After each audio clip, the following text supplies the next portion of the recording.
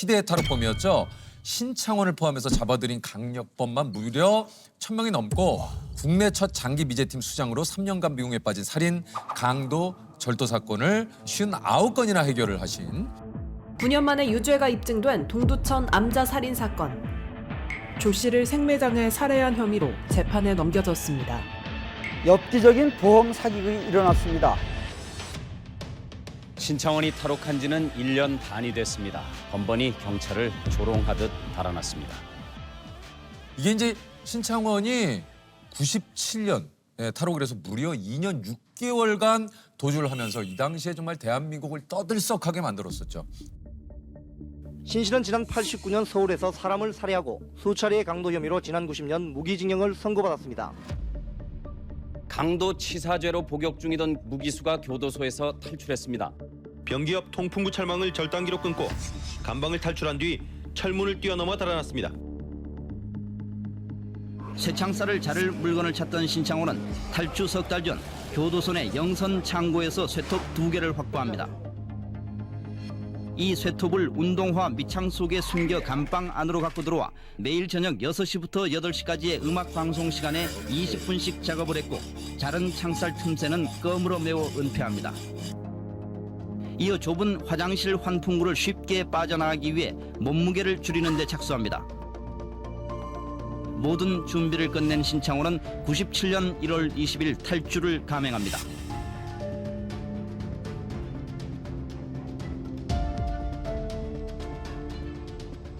이게 신창원이 907일간 탈주국을 벌였는데 당시 형사님께서 서울청 특별수사본부 팀장이셨다고 하는데 제가 했던 일은 전국에 있는 형사들, 특히 전 서울청 수사본부였기 때문에 서울에 계신 형사분들이 어떻게 배치가 되고 어떻게 수사를 해야 되는지, 어떤 근무를 해야 되는지 제가 이제 계획을 짜고 그런 업무를 했었고요. 각 경찰청에 있는 형사분들하고 같이 조사를 했었고요.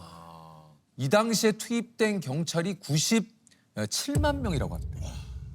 전국에 있는 경찰관 분들이 검거를 위해서 엄청나게 그렇죠. 고생을 많이 하셨거든요. 네네네. 이 당시에 거의 뉴스의 첫 장면은 거의 신창원의 이 탈주, 맞아요. 이 뉴스가 네. 모든 것들을 좀 덮었던 그런 시기였던 것 같거든요. 인터넷이나 언론에 알려진 것처럼, 일부 언론에 알려진 것처럼 되게 영웅시대거나 그런 게 분명히 그런 분위기가 좀 있었죠. 네네. 신창원이 입었던 옷도 유행을 하고. 그가 검거될 당시 입었던 알록달록한 쫄티는 그해 여름 쫄티 유행을 이끌었습니다. 탈옥수 신창원의 도주가 장기화되면서 신창원을 소재로 한 만화가 등장했고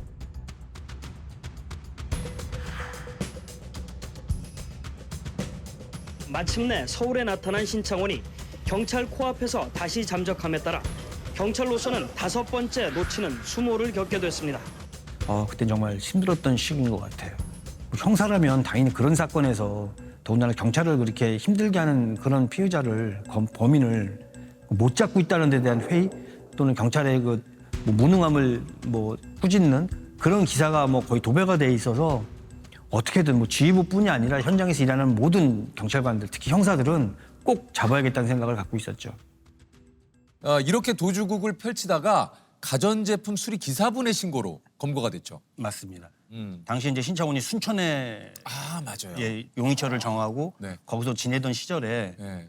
그때 가전제품 수리 기사분이셨던 분이 이제 신창원을 발견을 하고 근데 신고를 순천에 계시면서 서울에 있는 112를 하셨어요. 서울로. 서울로 112 신고를 하셔서 그때 이제 수사본부로 연락이 왔고 사실 그때 당시에 신창원 관련된 신고가 하루에도 허위 신고, 오인 신고 포함해서 하루에도 몇백 건씩 들어오던 시절이었기 때문에 근데 그 제보 전화 신고만큼은 뭔가 다른 촉이 왔죠. 1년 동안 수사본부 근무를 하면서 매일같이 신창원의 모습, 습관 여러 가지를 들었잖아요. 그러니까 머릿속에 이게 박혀있던 거죠. 근데 그 신고 내용에 신창원의 인상착의라든가 이걸 얘기해 주는데 듣는 순간에 이거 맞는 것 같은데? 라는 생각이 분명하게 들었어요. 그래서 그게 느낌이고 촉인 것 같아요. 감사합니다. 감사합니다. 감사합니다. 신창원이는 어떻게 합니까? 예? 저는 AS 기사인데요. 예. 인상착의가 어때요, 아저씨? 거의 신창원이하고 똑같아요. 그 사람이 키가 172, 175 그 정도예요. 네, 그 정도 맞아요. 가져오세요. 이거는 맞는 것 같다라는 느낌이 들었고 그 즉시 이제 해당되는 경찰청 그리고 해당되는 경찰서에 저희가 통보를 해줬고요. 뭐 다행스럽게 저희가 통보해주고 나서 한 30분 만에 검거했다는 얘기를 들었을 때 정말 뭐 10년 먹은 체중이 뭐 내려간 듯한 그런 기분? 탈옥수 신창원이 마침내 경찰에 붙잡혔습니다. 이로써 2년 6개월에 걸친 신창원의 도주 행각은 막을 내리게 됐습니다. 이 당시에 그 실제 만난 신창원은 좀 어땠습니까? 근데 제가 만나본 신창호는 우리가 흔히 저희들끼리 얘기하는 그 자범에 지나지 않았고요. 그냥 운 좋게 도망 다니다가 안 잡혔던 것뿐이죠. 경찰은 신창원이 그동안 무려 50여 차례에 걸쳐 7천여만 원의 금품을 훔친 것으로 보고 있습니다. 신창원이가 검거되고 난 다음에는 그 부산교도소로 이감되고 나서 신창원이 또 다른 여죄를 저지른 게 확인이 됐었습니다. 그 성폭행 사건이 있었는데 그렇군요. 그 피해자분을 모시고 교도소까지 가서 대질 조사를 했고요. 대질 조사를 통해서 뭐 우리가 알고 있던 내용이 사실이었다는 것까지 밝혀냈던 그런 경험이 있습니다. 네, 이건 제가 직접 만들었던 탈옥범 신창원 수사 백서라는 책자고요. 신창원 탈옥범을 검거하고 나서 또 다른 비슷한 유의 사건이 발생을 하면 안 된다는 경각심이 필요했고요. 그간 수사했던 내용 전반에 대해서 다 취합을 하고 도주 중에 일어났던 범죄 행각, 도주하는 범인의 입장에서 자기의 심정이 담긴 내용도 있었고요. 그 사건 수사를 했던 경찰 입장에서는 어떤 점이 잘 됐고 어떤 점이 못돼서 어떤 아쉬운 점이 있었는지에 대해서 기록으로 남길 필요가 있어서 작성을 했던 겁니다. 사실은 좀 드라마틱한 것들이 많이 있잖아요. 그 영화나 드라마 이제 형사분들이 좀 주인공으로 나오는 드라마나 영화 보시면 좀 어떠세요? 너무 재밌죠. 아 그래요? 제가 못하는 걸 하니까. 어떤 걸 못하는 거래요? 두들겨 패잖아요. 안 되잖아요, 사실은. 형사님들은 그렇게 하면 안 돼. 두들겨 패면 큰일 나죠. 우리 마정석 씨나 이런 분들이 와서 진실의 방 이런 거 안 되죠? 큰일 나죠. 그러니까. 영화니까 가능한 거군요. 그렇죠. 그러니까 약간 그런 거 보시면서 좀 대리만족 하시는구나. 너무 좋죠. 잘 때린다.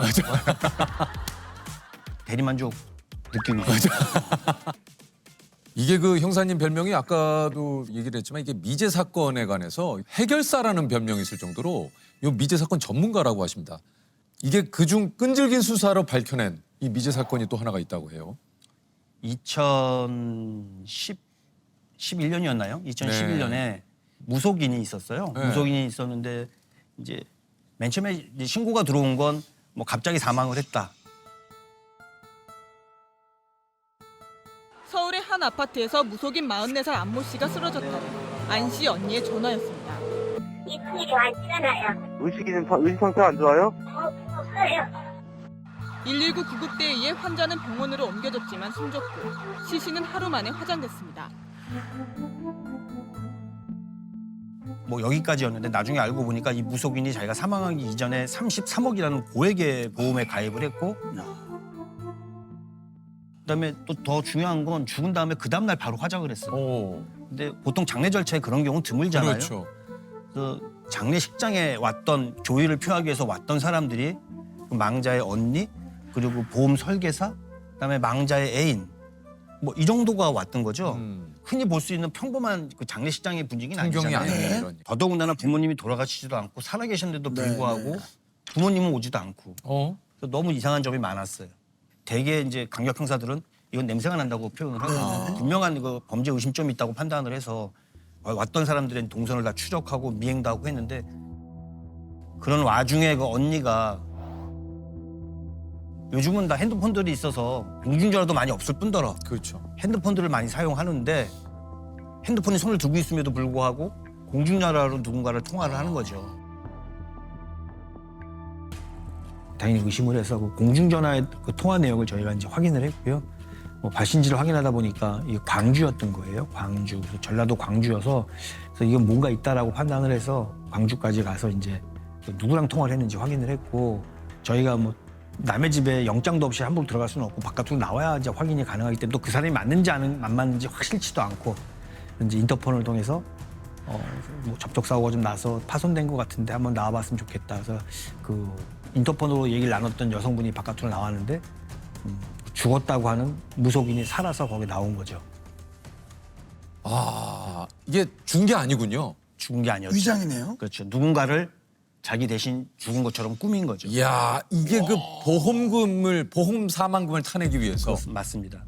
고액의 보험을 들고. 네. 그럼 실제로 화장을 한 시체는 어떻게 되는 겁니까? 저희가 이제 그 부분이 가장 수사의 초점이었는데 장례식장에 모였던 사람들의 통화 내역을 다 발췌를 하고 기지국 수사를 해보니까 그 발생 시점 부근에 그 영등포역에서 기지국이 계속 잡히는 게 확인이 됐어요. 그래서 저희가 추궁 끝에 당시 저희 경찰 조사에서는 노숙인, 자기 나이 또래 노숙인을 데려다가 살해를 하고 그다음에 마치 자기가 사망한 것처럼 뭐 처리를 했다라고 말을 했는데 나중에 이제 법정에서는 자기는 죽인 사실이 없다 뭐 얘기를 해서 결국 이제 살해 부분에 대해서는 이제 뭐 무죄를 받을 수밖에 없었고요. 증거가 없었군요. 그렇죠. 증거가 없으니까 모든 사망 사건의 가장 중요한 증거는 사체거든요. 네네. 근데 이게 없다 보니까 이제 사기하고 사체 유기 그 두 부분만 인정이 돼서 이제 언니는 3년, 그 죽었다고 하는 무속인 동생은 7년 이게 형을 받았습니다. 이게 참 망자이신 분도 참 너무 그 안타까운데 이게 이제 살인죄로 뭔가 이 법의 판결을 받질 못하니까 그것 또한 정말 그 마음이 아픈 일이네요. 신고가 안 됐으니까 당연히 수사가 안 됐을 거고 그것도 이제 제보 전화가 들어왔던 거고요. 그 범인하고 동거했던 동거녀가 자기랑 동거하던 남자가 불삭기 기사였는데 불삭기 후배인 동료한테 돈을 빌리게 됐고요. 그 돈을 이제 제대로 못 갚고 이제 퇴근을 하니까 돈 빨리 갚아달라고 퇴근을 하고 집에 찾아오고 하니까 둔기로 내려쳐서 정신을 잃게 하는 후에 그냥 흙을 덮어서 생매장 시켜서 사망을 시켰다고 해요. 저희 데려와서 조사를 했는데 당연히 부인을 하고 저희가 이제 추궁을 하다 보니까 나중에는 자기가 죽은 게 맞다 뭐 얘기를 했어요. 그래서 그럼 너 뭐 어디서 죽였는데? 라고 물어보니 과수원이었어요. 과수원이라서 어디쯤 묻었는데? 라고 얘기하니까 어디쯤에 매장을 했다고 얘기를 해서 저희 정말 포크레인을 갖다가 또 땅을 팠는데 다 뒤집어 엎었어요. 근데 결국은 사체를 발견하지 못했어요. 변호사를 통해 갖고 뭐 죽인 사실이 없다 뭐 얘기했는데 그래서 그 이후에 저희가 이제 입감을 뭐 특정 경찰서에다가 유치장에 입감을 시켰었는데 또 이 수감 시설의 특징이 누군가 옆에 있는 사람이랑 얘기를 나눌 수밖에 없고 대화 나누는 얘기 주제가 너 어떻게 여기 들어왔는지에 대해서부터 뭐 서로 얘기 나누게 될 수밖에 없거든요. 그래서 그런 거 감안해서 같이 입감돼 있던 다른 유치인을 이제 저희들이 이제 불러서 조사를 해보니까 자기가 지금 이런 건으로 들어와 있는데 이건 뭐 사체가 없으면 이거 증거 없으면 이거 자기는 처벌받지 않는다. 뭐 이런 얘기도 주고받고 이런 내용이 있었어요. 정황 증거가 충분하죠. 그래서 저희도 영장을 신청을 했고 법원에서도 얘는 죄가 있다 판단을 해서 그러니까 시신 없는 살인 사건인데도 불구하고 이게 인정이 된 거예요. 이렇게 해서 미제 사건을 또 해결을 하셨는데 아직도 좀 꼭 잡고 싶은 이 또 사건이 있다고 그래요. 그 제 개인적으로 꼭 잡고 싶은 사건이 있잖아요. 형사님이 개인적으로 꼭 좀 잡고 싶은 그렇죠. 사건 이제 뭡니까?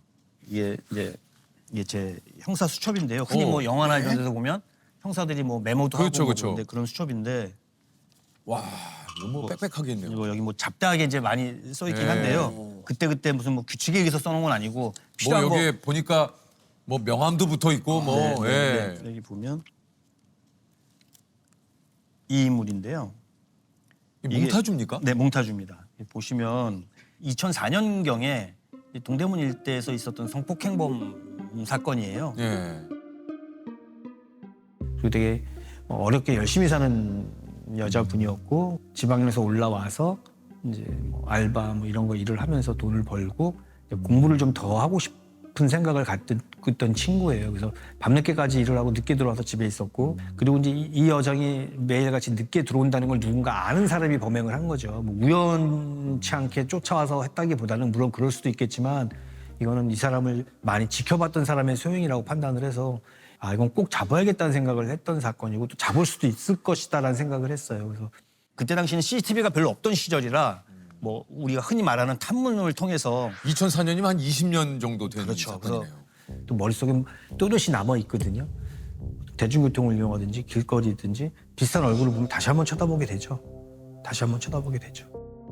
옛날 수첩에 그대로 놔두고 잊지 않고 항상 보관하고 있는 내용입니다. 아하. 혹시 잡히지 않은 미제 사건 범인들에게 좀 하고 싶은 얘기 있습니까, 형사님? 시간이 흘렀다고 잊혀지는 게 아니야. 나 말고도 선수들은 많다. 계속 쫓는다. 그 정도 하고 싶습니다. 야, 내가 아니어도 언젠간 잡힌다. 아니 이게 이런 좀 어떻게 보면 형사님의 좀 끈질긴 집념, 이게 좀 아버지께 물려받은 것 같다라고 얘기를 하신다고 그래요. 아버님도 형사님이셨다면서요? 네, 저희 아버님은 이제 작고하셨는데 1945년 해방되면서 이제 광복되면서 그때 이제 경찰관으로 입직하셔서 제가 듣기로는 뭐 경찰 2기생이라고 하시는데. 아, 그러세요? 그리고 최장 뭐 45년 동안 경찰 생활을 하시고 퇴직을 하셨고 대부분을 수사로 하셨어요. 그래서 뭐 해결했던 사건도 많으시고요. 금당 사건이라고 해서 고미술상을 죽이고 집 앞마당에 매장했던 사건, 광주 한국은행 사건이라고 우리나라 최초의 뭐 은행 강도 사건이에요.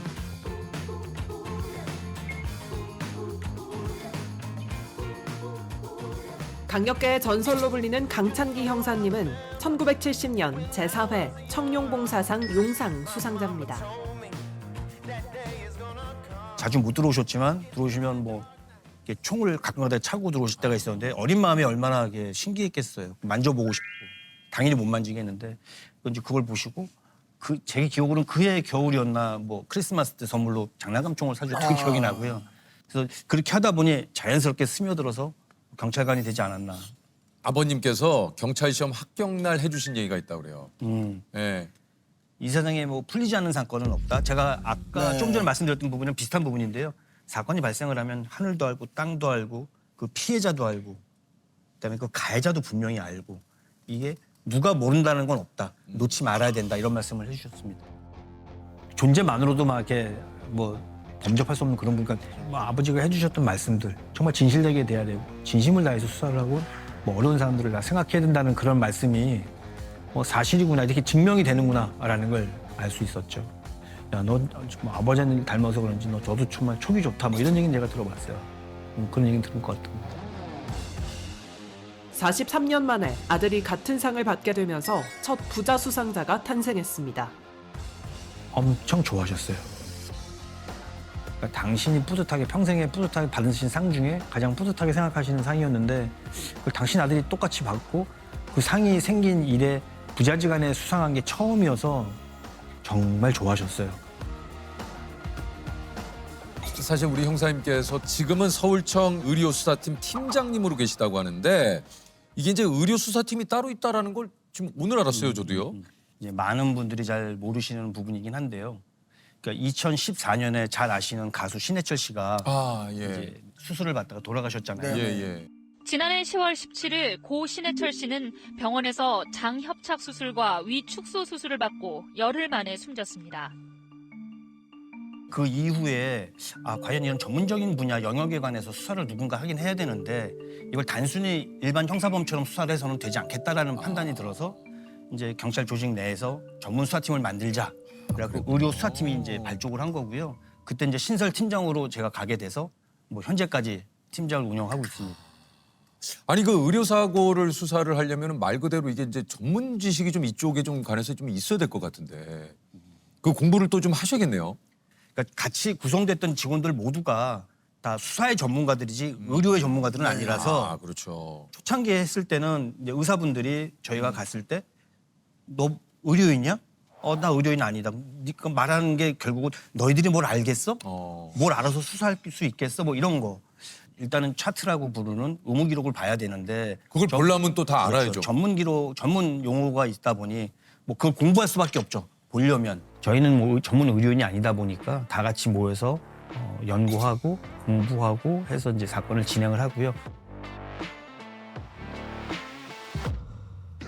이게 또 다른 전문가로부터 이 사람들의 행위 자체가 이게 필요한 행위였는지 그런 판단받는 과정을 저희가 진행을 하는 거고 이런 의료사고에는 법원의 판단은 어땠는지 의료에 관련된 대법원 판례만 따로 모아서 판례집을 만들었었죠.